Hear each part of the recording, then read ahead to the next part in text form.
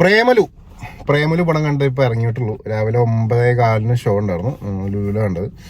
അപ്പോൾ പടത്തിനെ കുറിച്ച് ചെറിയ 1-2 കാര്യങ്ങൾ പറഞ്ഞേക്കാം. പ്രേമലു എന്ന് കേൾക്കുമ്പോൾ തന്നെ നമുക്ക് ചിലപ്പോൾ ഒരു ഫണ്ണി പേര് വരുന്നുണ്ട്. അതുകൂടാതെ തന്നെ ഭാഷ നോക്കുകയാണെങ്കിൽ നമ്മുടെ മലയാളവും അതേപോലെ ലു വരുന്നു നമ്മൾ മെയിനായിട്ട് കണ്ടേക്കണ ഈ തെലുങ്ക് ഭാഷയെല്ലാം കണ്ടേക്കണം. അപ്പോൾ അതേപോലെ തന്നെ സംഭവത്തിൻ്റെ ഒരു മേജർ പോർഷൻ ആന്ധ്രാപ്രദേശ് എന്ന് വെച്ചിട്ടുണ്ടെങ്കിൽ ഹൈദരാബാദിലാണ് സംഭവം നടക്കുന്നത്.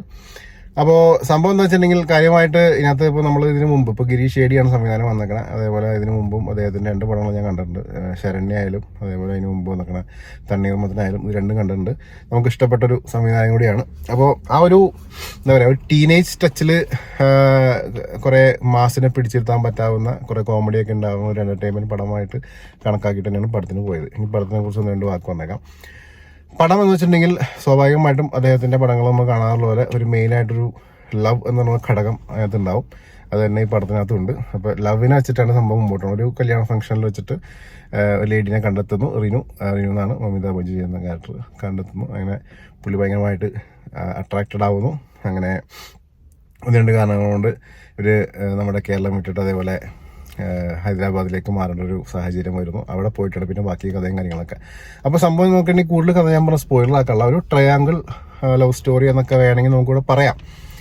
പക്ഷേ ഇതിനകത്ത് ക്ലൈമാക്സ് ഒക്കെ ചെറിയ വ്യത്യാസങ്ങളും ട്വിസ്റ്റും കാര്യങ്ങളൊക്കെ ഉണ്ട്. അതൊക്കെ എന്തൊക്കെയാണെന്ന് നിങ്ങൾ കണ്ടു തന്നെ മനസ്സിലാക്കുക. ആ പടത്തിനെ കുറിച്ച് എടുത്തു പറയേണ്ട 1-2 കാര്യങ്ങൾ വെച്ചിട്ടുണ്ടെങ്കിൽ നമ്മുടെ വിഷ്ണു വിജയുടെ മ്യൂസിക് നല്ല കലക്കനായിട്ട് വന്നിട്ടുണ്ട്. പിന്നെ ക്യാമറ രക്ഷയില്ല.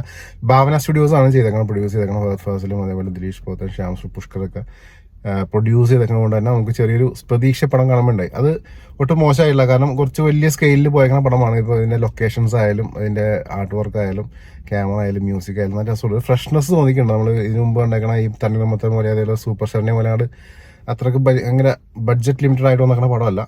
സംഭവം കാണാനുണ്ട്, രസമാണ്. പിന്നെ എനിക്ക് പേഴ്സണലായിട്ട് നോക്കിയാൽ നമ്മൾ ഒരു ടീനേജ് പിള്ളേർക്കുള്ള പടമാണ്. അതായത് കൂടുതൽ നമ്മൾ ഇതിനകത്ത് പ്രതീക്ഷിക്കേണ്ട. ഫാമിലി ആയിട്ട് പോകണമെങ്കിൽ എത്ര ശതമാനം എൻജോയ് ചെയ്യാൻ പറ്റുമെന്ന് എനിക്കറിയാൻ പാടില്ല. ഒരു ടീനേജിനാണ് മെയിനായിട്ട് ഫോക്കസ് ചെയ്തേക്കണം. നമ്മളൊരു +1 +2 ഡിഗ്രി ഈ ടൈമിൽ പഠിക്കുന്ന പിള്ളേർക്കൊക്കെ ധൈര്യമായിട്ട് പോയി കാണാൻ പറ്റാവുന്ന പടമാണ്. പിന്നെ അഭിനയം വയസ്സ് ഇപ്പോൾ വളരെ നമ്മൾ കണ്ടുമടുത്ത നെസ്ലനായാലും മമിത ബൈജൊക്കെ ആയാലും കണ്ടുമടുത്തേക്കണം. അതേ ആ ഒരു ആക്ഷൻസും ആ ഒരു സംഭവം ഡയലോഗ് ഡെലിവറിയും കാര്യങ്ങളൊക്കെ തന്നെയാണ് ഇതിനകത്ത് വന്നേക്കണം. പിന്നെ നമ്മുടെ മാത്യു വരുന്നുണ്ട് ഇതിനകത്ത്.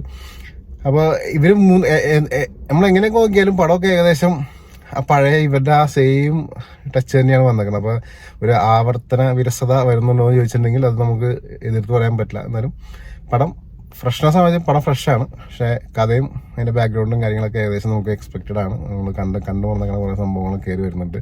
ഡയലോഗ്സ് ആയാലും അവരുടെ കേട്ടേക്കുന്ന ഡയലോഗ്സ് ഒക്കെ തന്നെയാണ് വന്നേക്കുന്നത്. അപ്പോൾ ഇതാണ് പ്രേമലുവിനെ കുറിച്ച് പറയാനുള്ളത്. യൂത്തിനുള്ള പടമാണ്. ധൈര്യമായിട്ട് പോയി തിയേറ്ററിൽ പോയി എൻജോയ് ചെയ്യാൻ പറ്റാവുന്ന പടമാണ്. അങ്ങനെ കാര്യമായിട്ട് മോശം പറയാനൊന്നും പടത്തിനില്ല.